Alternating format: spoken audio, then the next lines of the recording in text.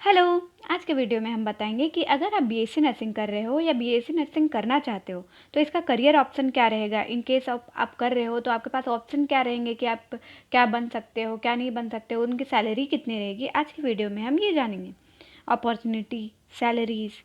Then हम लोग आगे देखते हैं। सबसे पहले इंट्रोडक्शन में क्या है कि आप क्या क्या बन सकते हो। अपॉर्चुनिटीज़ क्या रहेगी आपका, क्लिनिकल ड्यूटी, मतलब आप जनरल कोई भी हॉस्पिटल में आप as a nursing staff join कर सकते हो। एकेडमिक मतलब आप एज अ नर्सिंग कॉलेजेस के टीचर्स बन सकते हो। गवर्नमेंट, इसमें गवर्नमेंट जॉब भी हैं बहुत सारे। एंड ग्लोबल सेक्टर मतलब इसमें इंडिया से बाहर मतलब इंटरनेशनल जॉब्स भी हैं। देन हम लोग आगे देखते हैं क्लिनिकल कैरियर में क्या क्या आप बन सकते हो इन इंडिया, मतलब इंडिया में।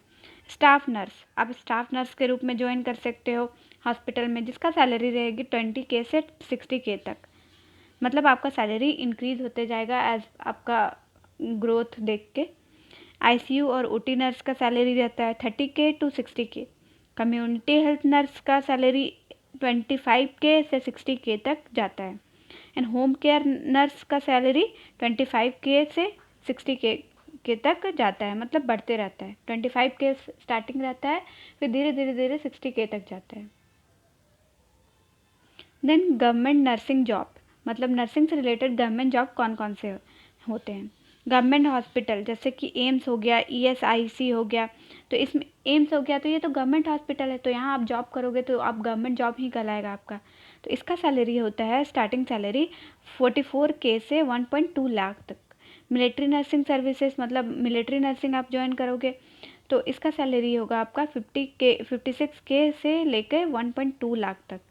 फिर बेनिफिट्स इंक्लूडिंग जॉब्स, मतलब इसमें बेनिफिट क्या रहेगा, इसमें जॉब सिक्योरिटी भी आपका रहेगा, पेंशन भी मिलेगा। जैसे सरकारी जॉब में आपको पेंशन मिलता है, जॉब सिक्योरिटी रहता है एंड अलाउंस भी मिलता है। देन हम लोग आगे देखेंगे फर्दर एजुकेशन, मतलब आप बीएससी नर्सिंग के बाद आप क्या क्या एजुकेशन कर सकते हो।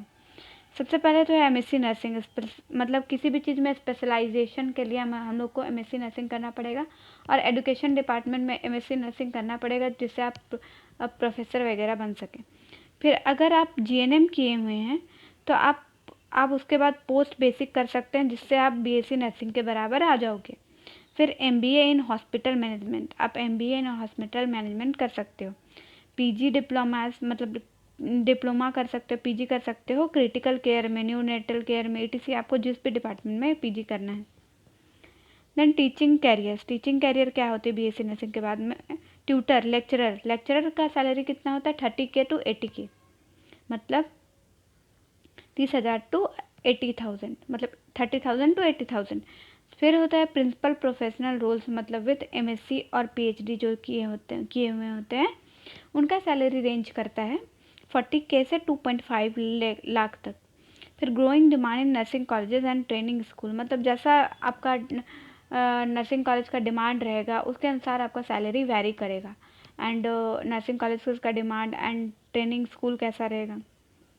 देन ग्लोबल अपॉर्चुनिटीज़, मतलब आपको इंडिया से बाहर आपके लिए क्या क्या अपॉर्चुनिटी रहेगी, कहाँ कहाँ आपको कितना पेमेंट मिल सकता है। यूके में 2.2 लाख से 3.5 लाख पर मंथ मिल सकता है अगर आप बीएससी नर्सिंग करके जाओगे तो। फिर यूएसए में 3.5 लाख से लेकर 6 लाख पर मंथ सैलरी होता है बीएससी नर्सिंग वालों का। फिर कनाडा में 3 लाख तो 5 लाख पर मंथ होता है। फिर सऊदी अरबिया में 60K, मतलब 60K से 2.5 लाख पर मंथ तक सैलरी वेरी करता है कि आप कितने एडुकेटेड हो या कितने एक्सपीरियंस है आपके साथ, इसीलिए ये सब सैलरी वेरी करता है। Then research and administration department, research nurse का सैलरी कितना होता है 30K से 80K तक वेरी करता है। फिर मेडिकल राइटर 30K से 70K तक वेरी करता है। हॉस्पिटल एडमिन MBA जो किया होता है वो 40K से 1.2 लाख तक सैलरी वेरी करता है। फिर हम लोग क्विक रिव्यू करेंगे कि क्या क्या हम बोले, क्या क्या आप बन सकते हो। स्टाफ नर्स 20K से 60K तक एंट्री लेवल रोल, मतलब 20, अगर आप स्टार्टिंग कर रहे हो तो आपको 20K से स्टार्ट करेगा लगभग, मतलब आपका हॉस्पिटल के वाइज ये सब सैलरी रेंज कर सकता है कि आपका हॉस्पिटल का स्टैंडर्ड क्या है। फिर स्टाफ नर्स का 20K से 60K तक रेंज करेगा। फिर गवर्नमेंट नर्स का होता है 44K से स्टार्टिंग होता है और 1.2 लाख के तक जाता है। स्टेबल एंड, और इसमें स्टेबिलिटी एंड सिक्योर भी रहता है कि आपको जॉब जाने का कोई खतरा नहीं रहता है, स्टेबिलिटी भी रहता है। एब्रॉड जॉब, एब्रॉड में 2 लाख से 6 lakh, high paying, needs exam, मतलब एग्ज़ाम देना पड़ता है जिससे अब एब्रॉड जाओ, फिर 2 लाख से 6 लाख तक आप कमा सकते हो। फिर टीचिंग करियर क्या क्या होता है, 30K से 80K तक इसका ये रहता है, जिसमें MSc करना इम्पॉर्टेंट होता है। देन एडमिनिस्ट्रेशन का क्या होता है, 40K से 1.2 लाख तक, फिर MBA इसमें रिक्वायर्ड होता है। Then thank you, don't forget to subscribe my channel, explore, learn and grow. Thank you.